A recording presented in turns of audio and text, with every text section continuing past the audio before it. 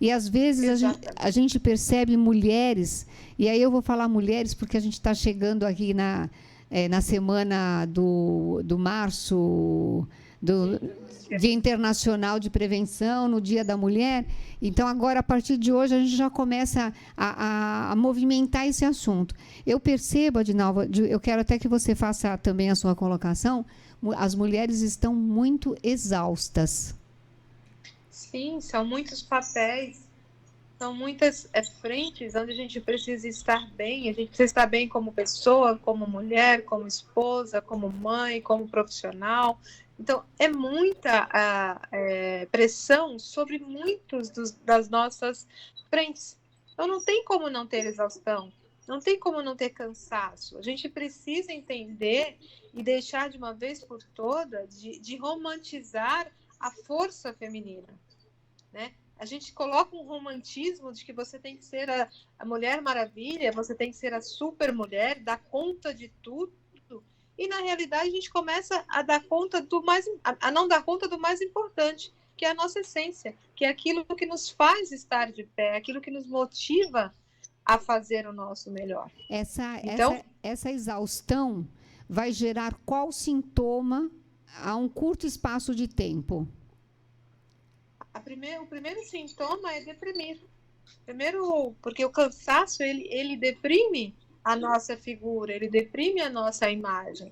Então, o primeiro movimento que eu entro numa fadiga é me deprimir.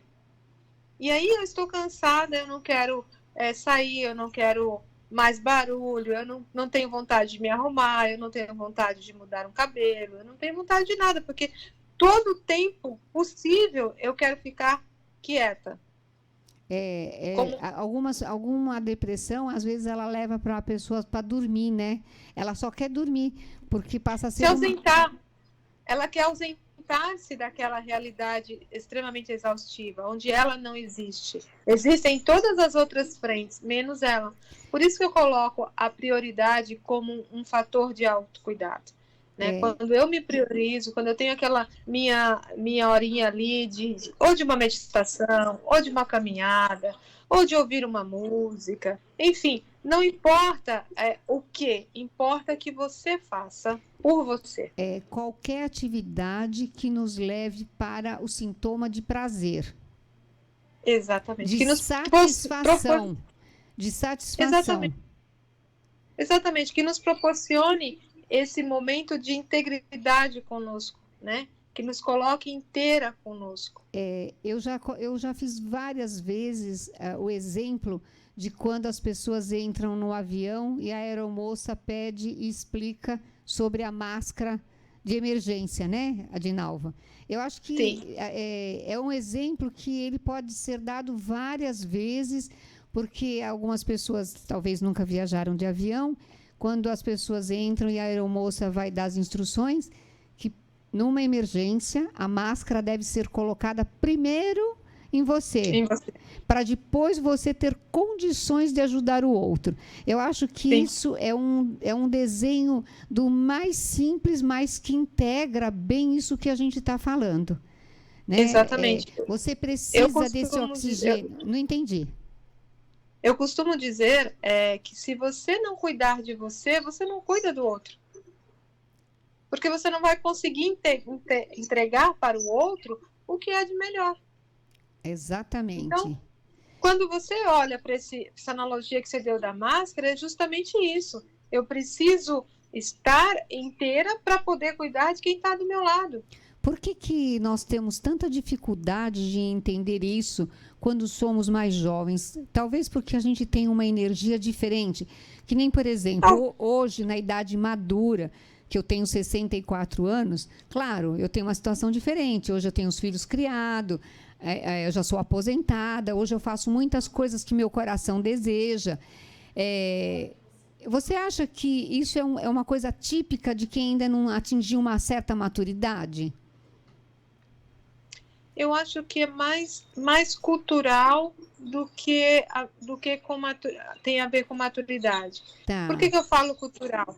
Porque nós fomos criadas, né? A gente vem de uma geração, eu tenho quase 50, então eu posso dizer que venho de uma geração ainda que as mulheres eram criadas para casar, ser mãe, cuidar de casa, né? Então, a cobrança cultural sobre os vários papéis ainda é muito pesada. Muito, muito boa essa sua colocação. Os valores que foram entregues para nós e dentro de sistemas familiares que tinha que se cumprir. Exatamente, Nunca, você tinha que dar por exemplo, nunca ninguém perguntou para mim, isso aqui não é uma crítica, é só um exemplo. E eu só posso falar das coisas que são minhas. Nunca ninguém perguntava assim para mim se eu queria descansar um pouco, porque eu já tinha dado mamar no peito, já tinha trocado a mais velha, que não andava ainda, que era um bebê também, né? Você estava almoçando, aí alguém falava assim, olha, tem que trocar a fralda. Você levanta, e a hora que você senta para almoçar, alguém põe o seu bebê no peito, que ele está chorando. Essa cena que eu estou descrevendo não é de piedade. É uma cena que ela é muito real e cotidiana. Sim, exatamente. Então, você, por exemplo, hoje eu estava conversando com uma empresária e ela estava falando da questão ela tem muitas funcionárias mulheres. Então, tem a questão, a mulher, por exemplo, quando a criança acorda com febre, quem falta é a mulher. Quando a criança precisa de alguma coisa na escola, quem vai é a mulher. Quando você sai do trabalho, quem tem a obrigação do jantar é a mulher. Exatamente. Então, se tem uma roupa para lavar, é a mulher. Ou seja, por mais que hoje a gente tenha homens que estão inseridos nesse contexto, estão vendo a paternidade com outros olhos, estão vendo a dualidade do casal ali, a responsabilidade com outros olhos, mas a gente ainda tem uma carga muito pesada de que você tem que fazer. Ainda é você assim, que né? tem. Você que tem que dar conta. Então, você acorda às 6 da manhã já pulando da cama, porque tem criança para isso, tem horário para outro, 9 horas você tem que estar ou no computador ou já no trabalho, e assim, a questão da prioridade, ela vai ficando para depois,